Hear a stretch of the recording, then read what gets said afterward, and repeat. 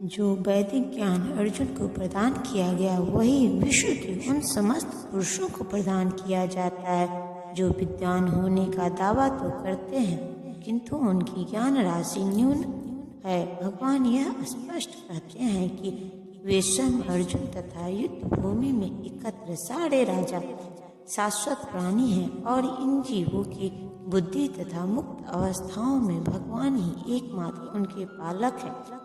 भगवान परम पुरुष है तथा भगवान का चिर संगी अर्जुन एवं वहाँ पर एकत्र सारे राजागण शाश्वत पुरुष हैं।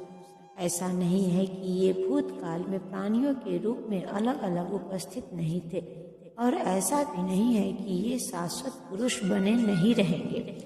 उनका अस्तित्व भूतकाल में था और भविष्य में भी निर्बाध रूप से बना रहेगा। अतः किसी के लिए शोक करने की कोई बात नहीं है।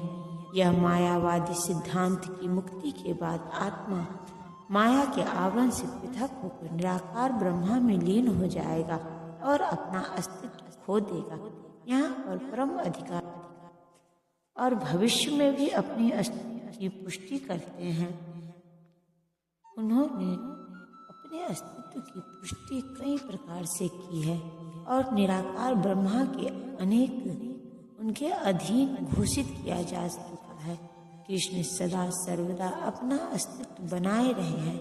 यदि उन्हें सामान्य चेतना वाले सामान्य व्यक्ति के रूप में माना जाता है तो प्रामाणिक शास्त्र के रूप में उनकी भगवत गीता की कोई महत्ता नहीं होगी। एक सामान्य व्यक्तियों मनुष्यों के 4 अवगुणों के कारण श्रवण करने योग्य शिक्षा देने में असमर्थ रहता है। गीता ऐसे साहित्य से ऊपर है। कोई भी संसारिक ग्रंथ गीता की तुलना नहीं कर सकता। श्री कृष्ण को सामान्य व्यक्ति मान लेने पर गीता की सारी महत्ता जाती रहती है।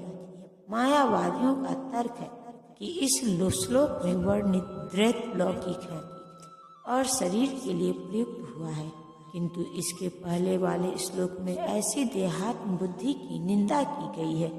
एक बार जीवों की देहात्म बुद्धि की निंदा करने के बाद यह कैसे संभव है कि कृष्ण पुनः शरीर पर उसी वक्तव्य को दोहराते। अतः यह अस्तित्व आध्यात्मिक आधार पर स्थापित है और इसकी पुष्टि रामानुजाचार्य तथा अन्य आचार्यों ने भी की है। गीता में कई स्थलों पर इसका उल्लेख है कि यह आध्यात्मिक अस्तित्व केवल भगवत भक्तों द्वारा ज्ञेय है। जो लोग भगवान कृष्ण का विरोध करते हैं उनकी इस महान साहित्य तक पहुंच नहीं हो पाती और भक्तों द्वारा की गीता के उपदेशों को समझने का प्रयास मधुमक्खी द्वारा मधु पात्र चाटने के सदृश है। पात्र को खोले बिना मधु को नहीं चखा जा सकता। इसी प्रकार भगवत गीता के रहस्यवाद को केवल भक्त ही समझ सकते हैं, अन्य कोई नहीं। जैसा कि इसके 4th अध्याय में कहा गया है, न ही गीता का स्पर्श ऐसे लोग कर पाते हैं जो भगवान के अस्तित्व का ही विरोध करते हैं। अतः मायावादियों द्वारा गीता की व्याख्या मानो समग्र सत्य का सरासर भ्रामक निरूपण है।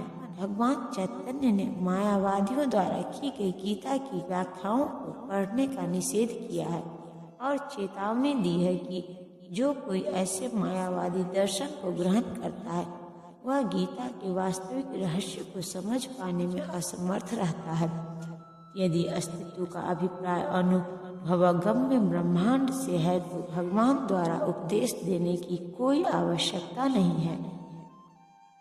आत्मा तथा परमात्मा का द्वैत शाश्वत तथ्य है और इसकी पुष्टि वेदों द्वारा होती है, जैसा कि ऊपर कहा जा चुका है। जिस प्रकार शरीरधारी आत्मा शरीर में बाल्यावस्था से तरुणावस्था में और फिर वृद्धावस्था में निरंतर अग्रसर होता रहता है, उसी प्रकार मृत्यु होने पर आत्मा दूसरे शरीर में चला जाता है। धीर व्यक्ति ऐसे परिवर्तन से मोह प्राप्त नहीं कर सकता। प्रत्येक जीव एक व्यष्टि आत्मा है। वह प्रति क्षण अपना शरीर बदलता रहता है, कभी बालक के रूप में, कभी युवा तथा कभी वृद्ध के रूप में। तो भी आत्मा वही रहता है, इसके कोई परिवर्तन नहीं होता। वह व्यक्ति आत्मा मृत्यु होने पर अंततोगत्वा एक शरीर बदलकर दूसरे शरीर में देहांतरण कर जाता है, और चूंकि अगले जन्म में इसको शरीर मिलना अवश्यंभावी है, चाहे वह शरीर आध्यात्मिक हो या भौतिक। अतः अर्जुन के लिए न तो भीष्म न ही द्रोण के लिए शोक करने का कोई कारण था, अपितु उसे प्रसन्न होना चाहिए था कि वे अपने पुराने शरीरों को बदलकर नए शरीर ग्रहण करेंगे और इस तरह वे नई शक्ति प्राप्त करेंगे।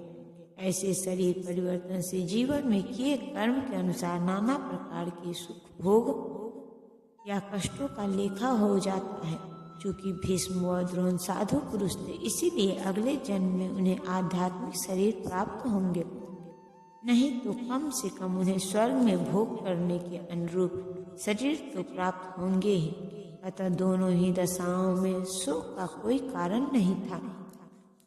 जिस मनुष्य को व्यष्टि आत्मा, परमात्मा तथा भौतिक व आध्यात्मिक प्रकृति का पूर्ण ज्ञान होता है, वह धीर कहलाता है।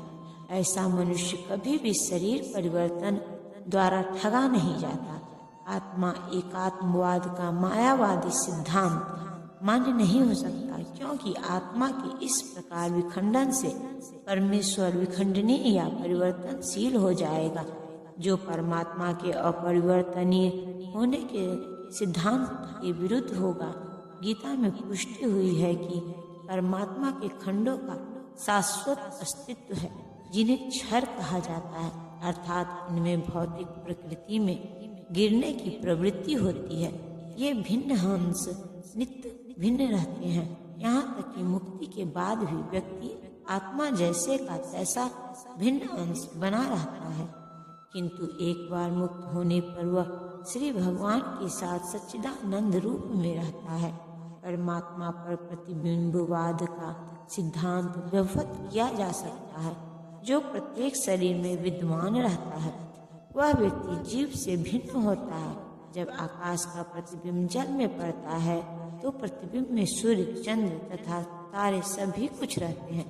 तारों की तुलना जीवों से तथा सूर्य या चंद्र की परमेश्वर से की जा सकती है। व्यष्टि अंश आत्मा को अर्जुन के रूप में और परमात्मा को श्री भगवान के रूप में प्रदर्शित किया जाता है। जैसा कि प्रारंभ में स्पष्ट है, वे एक ही स्तर पर नहीं होते। यदि अर्जुन कृष्ण के समान स्तर पर हो और कृष्ण अर्जुन से श्रेष्ठतर न हो, तो उनमें उपदेशक तथा उपदिष्ट का संबंध अर्थहीन होगा। यदि ये दोनों माया दोनों द्वारा मोहित होते हैं, तो एक को उपदेशक तथा दूसरे को उपदिष्ट होने की कोई आवश्यकता नहीं है। ऐसा उपदेश व्यर्थ होगा, क्योंकि माया के चंगुल में रहकर कोई भी प्रामाणिक उपदेशक नहीं बन सकता। ऐसी परिस्थितियों में यह मान लिया जाता है कि भगवान कृष्ण परमेश्वर है, जो पद में माया द्वारा विस्मृत अर्जुन रूपी जीव से श्रेष्ठ हैं। श्रेष्ठतर न हो तो भी उनमें उपदेशक का उपदिष्ट संबंध अर्थहीन होगा। यदि ये दोनों माया द्वारा मोहित होते हैं, तो एक उपदेशक तथा दूसरे को उपदिष्ट होने की कोई आवश्यकता नहीं होती। प्रत्येक जीव एक व्यष्टि आत्मा है। वह प्रतिक्षण अपना शरीर बदलता रहता है। तब चूंकि अगले जन्म में इसको शरीर मिलना अवश्यंभावी हो जाता है, ऐसे ही चाहे वह शरीर आध्यात्मिक हो या भौतिक। अतः अर्जुन के लिए तो सार यह प्रश्न उठता ही नहीं है।